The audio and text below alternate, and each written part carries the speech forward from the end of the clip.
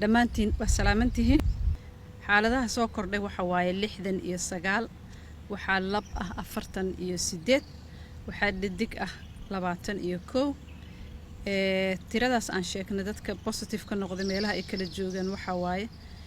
banaadir oo 39 qofood ah Somaliland oo 11 ah South West oo 8 qof ah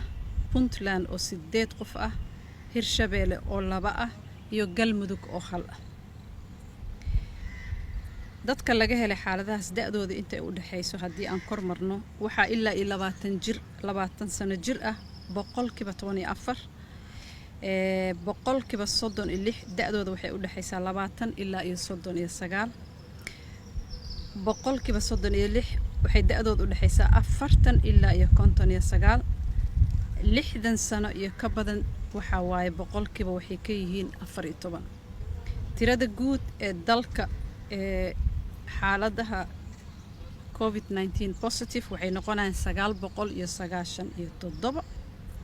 dhimashada waxaa ku soo kordhay Allah u naxariistay 4 qofood oo 2 ay ku geeriyootay Somaliland Allah u naxariista Puntland 1 qof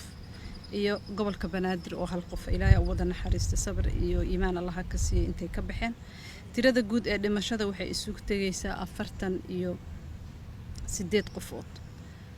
waxaa ka bogsooday cudurka 4 qofood tirada guud ee dadka bogsooday waxay noqonaysaa guud ahaan 110 sida caadada noo ahayd inaan isku waanino oo isku dhiirigelino inaan cudurka ka hortagno in ma aragtay meelaha ciriiriga aanan la tagin in afka la daboosho marka baabuurta la raacayo ama banaanka loo baxay ama dad la dhex fariisanayo in la kala dheeraado in gacmaha saabuun iyo alcohol iyo wax allaala wixii qofka heli karo isaga nadiifiyo ilaa iyo 20 second iyo ka badan in ma aragtay qofka gurigiisa uu joogo oo san bixin hadii aysan ahayn wax muhiim ah oo ku qasbayo qofka inuu baxo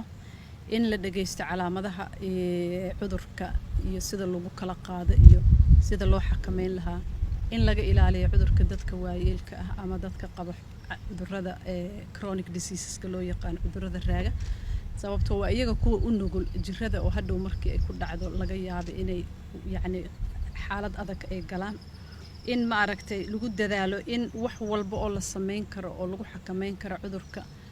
sida takhaatiirta iyo wasaaradda caafimaadka ee dadka u leh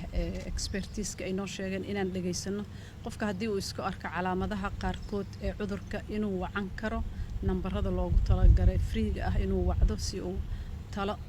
caafimaad u jeesto ilaahay waxaan nooga baryayaa inuu cudurka naga haayo annagana aan wada dadaalno insha Allah ta'ala wa salaamu calaykum.